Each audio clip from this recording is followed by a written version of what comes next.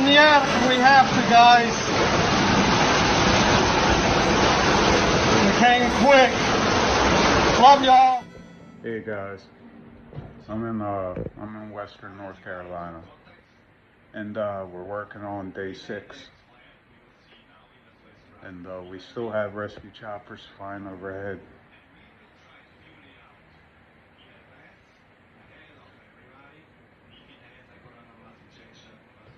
I still have, I think I've got a little bit of survivor's guilt that our town was spared.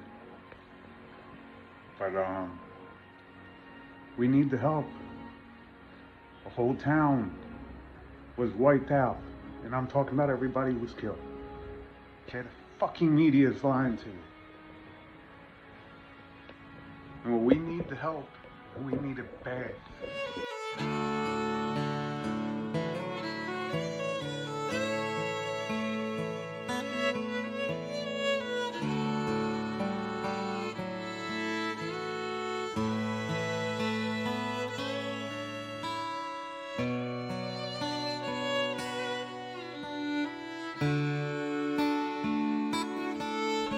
She gives a number that you can call.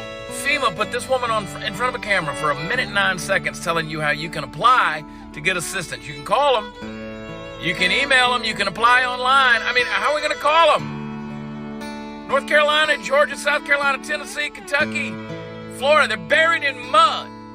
Do you have like cans on a string? Do we stand in the yard and go, hey, FEMA! Smoke signals? I mean, we don't have pen and paper. I'm sorry. It's buried with our people, in our homes and our houses. This is how out of touch the federal government is, folks. This is how stupid the lack of common sense and critical thinking right here. Call them up. With what? Trigger warning for this next part. There are bodies floating down the rivers. There are bodies stuck in the tops of trees. Linemen entering destroyed areas are finding dozens of children as young as 3 walking through the mud near naked, crying for their parents, some with ropes still tied around their arms, attached to broken lumber, where clearly their dead parents had last-ditch tied them to something. I was talking to a lineman yesterday, how he's finding heads and limbs every time debris is removed.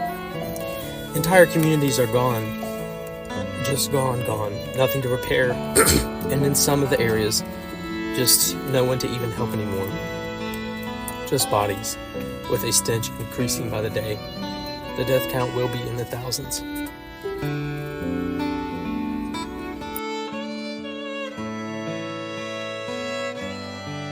Now you're with your children. We've heard of stories of mothers trying to save their children from the rushing waters. Can you tell us how that was? 4 feet of water to go get them food on the first day.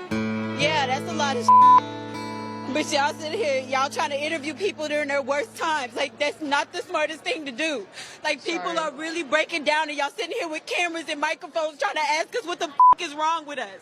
So I'm so and sorry. you really trying to understand it with the microphone still in my face, with me shivering cold, with my kids wet, and you still putting the microphone in my face.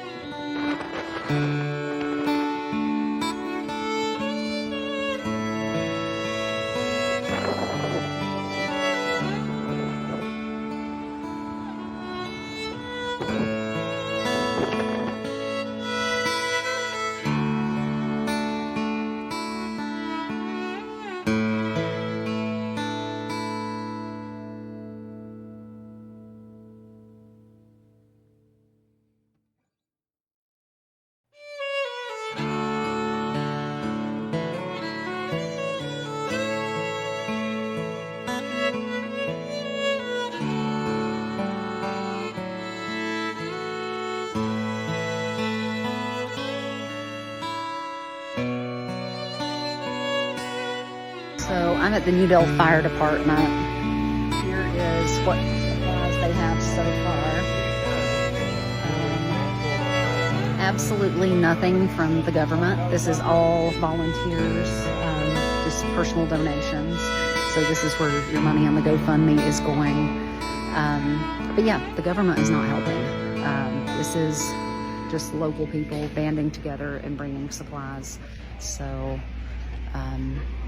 yeah, the government won't come save you. Sean, right now there are 157 hotels in New York City that are completely full of illegal immigrants. Let me just repeat that number. 150 hotels in New York City that are completely full of illegal immigrants. New York City alone spends over $1 billion a year on illegal immigrants. And then you see these pictures of husbands and wives and children who have lost everything. Their homes have floated down rivers. Their homes have been taken out by mudslides. Their vehicles are gone. Their picture albums are destroyed. Every sentimental value that they could ever possibly imagine is gone. You know, will never be brought back. And what does Kamala do? She comes out and offers $750. $750. The TV in the person's house costs more than $750, and you see the absolute destruction. Sean, of all the political things that I've seen in the last decade, this is the one that bothers me the most. Hands down, by far. We have spent $200 billion sending money over to Ukraine and Russia to see young, innocent 21-year-old kids in dirty trenches pop around corners and shoot each other in the face with AK-47s. You watch these videos on YouTube, the lives are expunged in a matter of seconds. $200 billion America has sent over there. Yet we can't take care of our own in Georgia and North Carolina and Virginia and Florida. $750. We send billions to places like Pakistan. And they won't tell us that bin Laden is literally living next to their equivalent of West Point. Yet we offer devastated families, the very people you're showing on the screen right now, we offer devastated families $750. Sean, this is the worst administration in the history of the country. These aren't serious people. Frankly, I think they're cruel people. The way they put Americans last is absolutely cruel, and I hope every single person going to the polls on November 5th and before in early voting will remember exactly who these people are. In Asheville, North Carolina, people are reporting nonstop offers to sell their property for cash. At the same time, there's only one way in and one way out, and nobody's allowed to move. On top of that, trucks carrying aid and supplies are getting their tires slashed so they can't even get through. I mean, it's getting real, really fast. But that sounds very familiar. I mean, look at what happened in Maui. Residents there were pressured to sell their land after the fires, and now Asheville is going through the same twisted playbook. Why? Because North Carolina isn't just sitting on regular land. No, it's sitting on gold, the richest supply of lithium in the world for batteries and the purest quartz for the 530 billion microchip industry. And all of that, it's right under the area being hit. Residents are being asked to sell their properties, aid is being blocked, and the whole situation reeks of something bigger than a natural disaster, just based on the evidence that we've seen.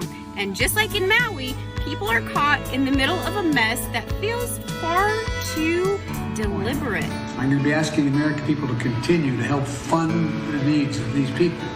It's not going to be one hit and it's over. It's going to take a hell of a long time. It's going to cost that. I know good and goddamn well this man did not just say that he needs us to continue to help fund this. Where the fuck are we supposed to get the funds, Joseph? Because 90% of us are out here living paycheck to paycheck and barely fucking scraping by. Are we gonna help out? Are we gonna do it? Yeah, because we're the only fucking folks to give a fuck. Clearly y'all don't. This is the shit I be talking about with the people that be riding this man's coattail, acting like he's the best president ever. Y'all forget that this is the same motherfucking man that sent billions of dollars to another fucking country, but yet can't give billions of dollars to help his own fucking people. And I already know y'all gonna get in the comments, it's not all up to the president, it's up to the state governors and blah, the fucking blah, blah, fuck all that. If he can help motherfuckers over there, he can help motherfuckers over here. They have the funds, they have the means to fix this shit. They could put these people up in new houses in different fucking cities until they rebuild. Do you think they're going to do that? Fuck no. And let me just say this. If you were not affected by this hurricane and this flooding, do not get in the comments saying that the president's doing all that he fucking can. Okay? Because sorry, but your opinion don't really matter. Why? Because you're not going through what the fuck these people are going through. So maybe just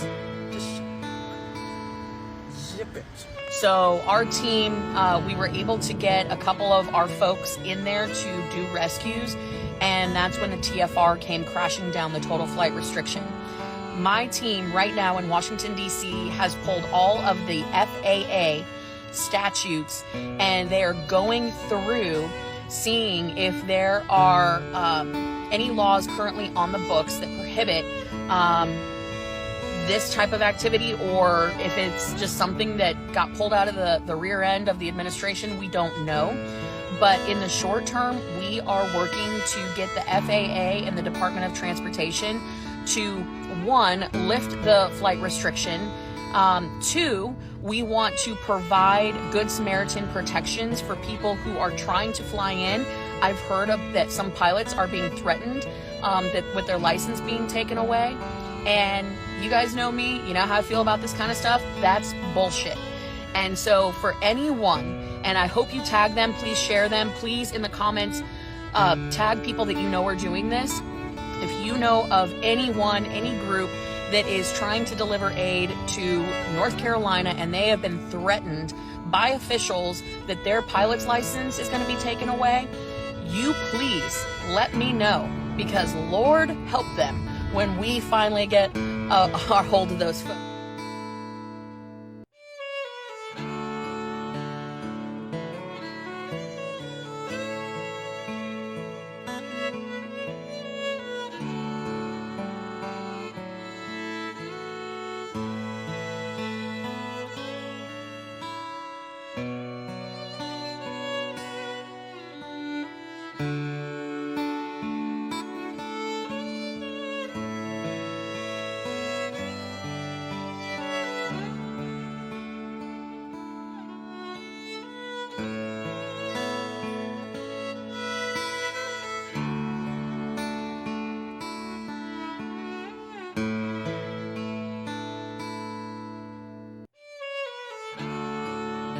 Present, they're in the way. They are directly interrupting our ability to conduct missions and operations.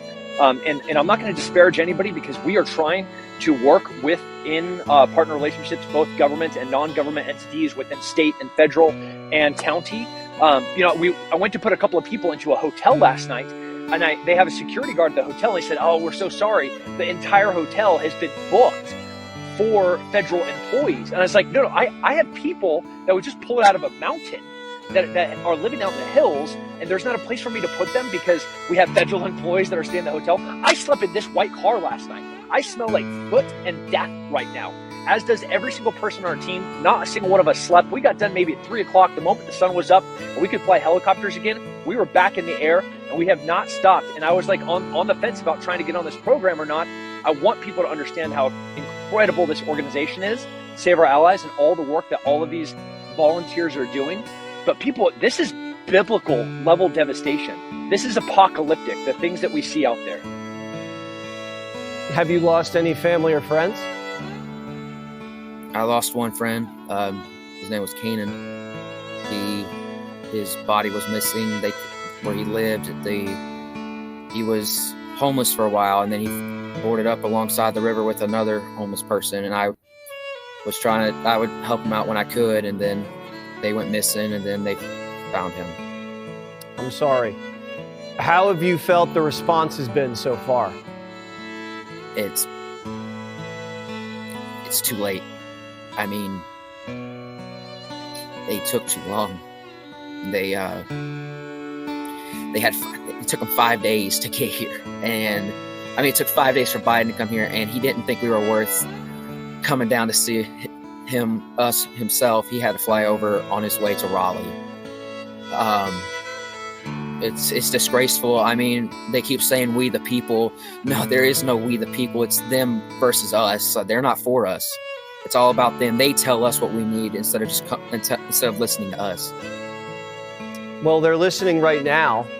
What do you have to say to them? Is $750 enough? No. And the part about immediate help, there's plenty of people that are okay for it, like today, but that doesn't mean tomorrow they won't be. 750, there's people that have lost everything, their home, their everything, priceless items that were thousands of dollars. And I'm not expecting her to give us thousands of dollars, but they can do more than that. And that's not worth anything. When you hear the government saying that when you hear the government saying they ran out of money, they're going to need more money, and that they gave it away to all of these migrants that came here, they came here against the law. How does that make you feel as an American citizen? Extremely angry. They're putting other people before their own. I mean, I feel betrayed. I feel like we're not worth it to them. I'm so sorry this happened, and my heart goes out to you. Everybody in the country is thinking about you. It probably doesn't feel like that because the government has been so unresponsive, but it's true. There's a lot of love out for you and all the people in your area and all of these people that have been impacted. Jordan, thank you again. We're so sorry. Hang in there, and we're going to get you the help you need. Thank you again.